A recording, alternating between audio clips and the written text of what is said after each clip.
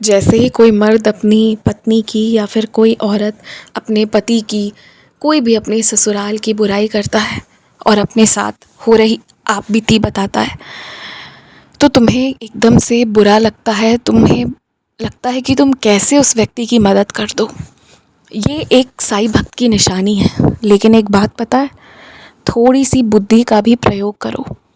तुम एकदम से तो दया करने लगते हो, एक माया जाल में फंस जाते हो। पर तुम सोचो, जिसे परिवार ने स्वयं विवाह कर घर पर लाया था, जिसकी जिम्मेदारी परिवार ले रहा था खुशी खुशी, एकदम से ऐसा क्यों है कि अब कोई नहीं लेना चाहता। अगर गलती उस तरफ से हुई है तो गलती कुछ इस तरफ से भी हुई है। और मैं सच कहूँ ना, तो बहुत बड़ी गलती है।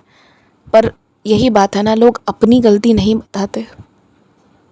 जो अपने परिवार को छोड़कर, अपने संबंधों को छोड़कर गलत रिश्ते, गलत लोगों के साथ उठना बैठना करेगा, तो उसके साथ तो ये होगा ही ना कि एक वक्त के बाद परिवार वैसे लोगों का साथ नहीं देगा। क्योंकि गलत में एक सदस्य का की गलती में साथ दी जाएगी ना, तो सभी सदस्य फिर वही बात समझ जाएंगे कि अरे हम सही करें या गलत करें, परिवार तो मेरे साथ रहेगा। तो इसलिए ना, जो व्यक्ति अपना दुख दर्द पीड़ा बतला रहा है ना, वो कुछ गलत काम भी कर रहा है।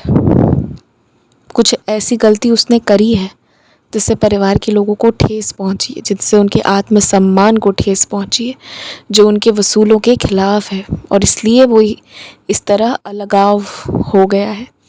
तो किसी की बातों में इतनी आसानी से मत बहा करो। और एक बात कहूँ, हर व्यक्ति जिसके हाथ पांव सलामत हैं, वो कुछ ना कुछ करके अपना गुजारा तो कर ही सकता है। तो तुम्हें ज़रूरत है ना चुप रहने की। अपना सारा श्रम तुम ऐसे उठाकर किसी को नहीं दे सकते जब तक मैं आदेश ना करूं। और पहले तो तुम मुझसे पूछा करते थे हर काम के पहले कि मैं बाहर जाऊं या ना, मैं ये करूं, मैं वो करूं, मैं ऐसा करूं, मैं ये खाऊं वो पीऊं। पूरे दिन तुम मुझसे बातें करते थे। और अब तो पता नहीं तुम्हें क्या हो गया है कि तुम बहुत बहुत दिन मुझसे बात नहीं करते हो, बस एक बार मेरी तरफ देख लेते हो और ऐसा लगता है कि तुम्हारा दिन भर का काम ख़त्म हो गया। तो इसके कारण भी दिक्कत आ रही है तुम्हें। पहले वाली आदत को शुरू करो, जिसमें तुम मुझसे अनुमति लिए बिना कोई काम नहीं करते थे।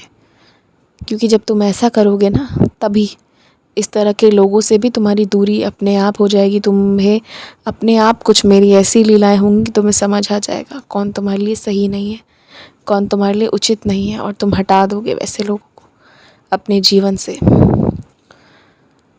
1 साल बाद कोई तुम्हें मनाएगा, बहुत प्यार से मनाएगा। अपने रिश्तों की दहलीज पार मत करना। ध्यान रखना कि एक सीमा है और उस सीमा में रहकर तुम जितनी चाहो दिल लगाकर बातें कर सकते हो। और जब कोई मनाए तो ज़्यादा देर मत रूठना, क्योंकि जीवन इतना बड़ा नहीं है कि रूठा जाए। ध्यान रखना इस बात का। खुश रहो।